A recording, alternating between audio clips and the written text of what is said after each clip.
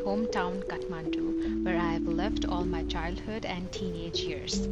Returning home after living as an immigrant for 4 years has made me realize so many things.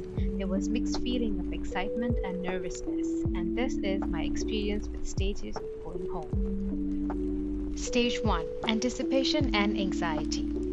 Yes, the day has finally come. The long due visit that was postponed by COVID, then OPT, and then H1 visa is finally happening. Life hasn't been easy for me, and I decided it was a good time for me to take a break from the hustle and visit home to get some clarity and relax. I, like any other immigrant, has self-imposed restriction about taking breaks. But believe me, people, you deserve that break. I got excited after I bought the ticket, but I was also nervous about how it is going to be. And there I was in my land as the mountains welcomed me. I did not know how the next 3 weeks was going to be like, but I wanted to enjoy and live in the best way I can. The excitement to be home, being with parents, and live in the house I spent my childhood and teenage years was so profound.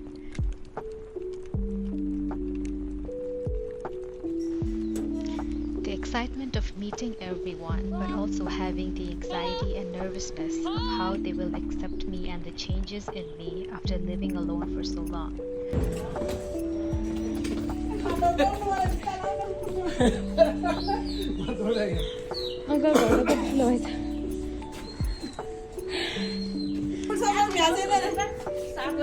Hello! बिस्तारी बिस्तारी कता कहाँ पसेन नि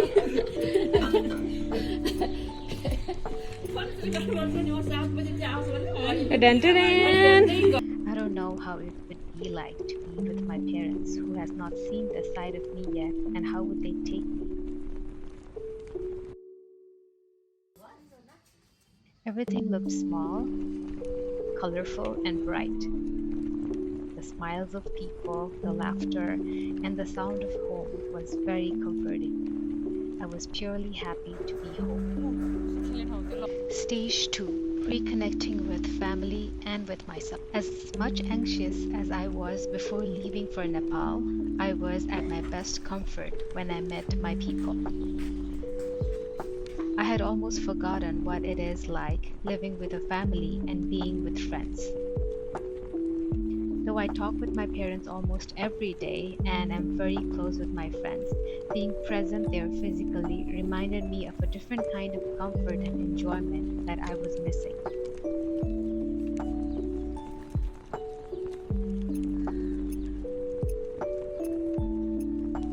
I was the 27-year-old Sahara who bossed around the house, went drinking and partying with friends, and joked with my father. I almost had forgotten that version of me. My family has always been lively and enjoys the small moments to their best. Getting to live those small moments of pure happiness again with my parents was a bliss. It also made me think, what would it be like if I had never left? But as Rachel says, not to idealize the version of the past and to accept the complexity and duality that comes with being an immigrant. Stage 3: Reverse culture shock. I was not as shocked as me or my sister thought I would be, but I found Kathmandu to be a lot cleaner than how it used to be 4 years ago when I left. Thanks to Valensaha, I guess, the roads were a lot cleaner.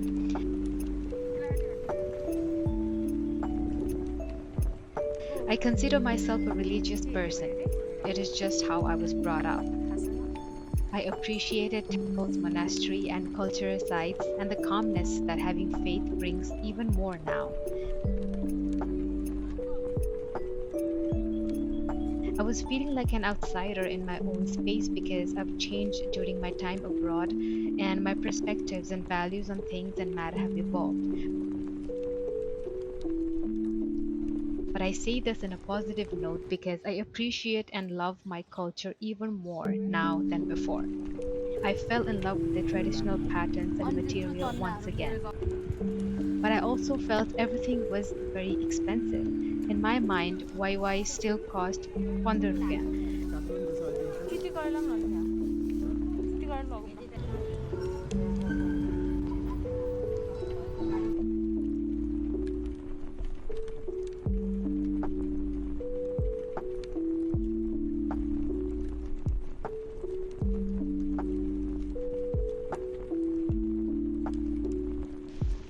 Walking around the chaotic narrow KTM street was so nostalgic. I missed the adventure and excitement of living in Kathmandu.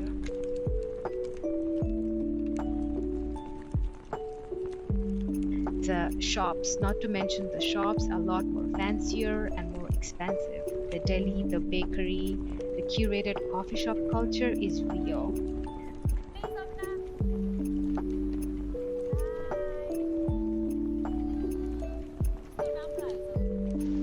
Stage 4, Acceptance. While I was in Nepal, I was also constantly thinking about my life in Vancouver and how I'm getting to spend the time in KTM right now is not my forever, and I have to go back to the life I have made in a foreign country. The sadness of leaving my parents and realizing they are getting old is there.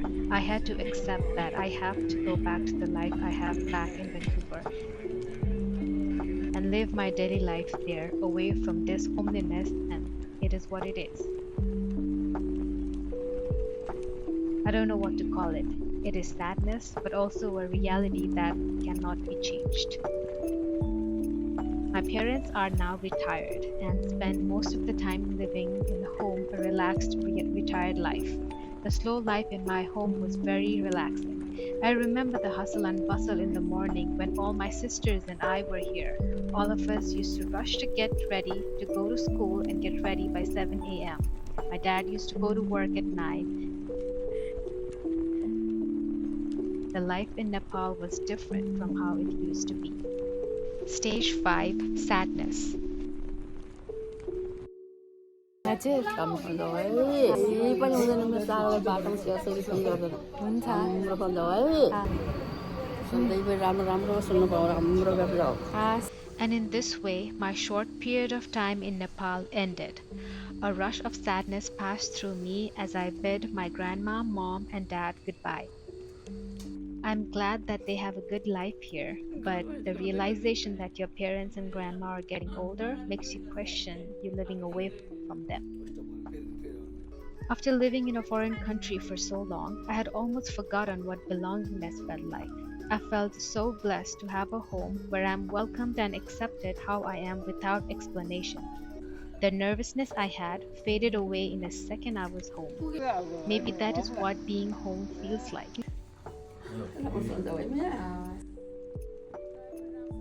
I almost feel guilty for having to leave. It is difficult. I will miss being pampered, loved, and cared by my parents, spending time with my dear friends.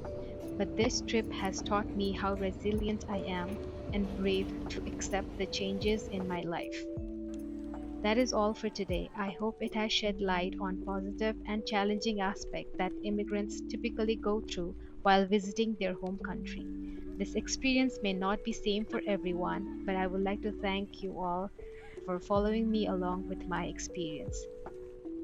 Thank you. See you all next time.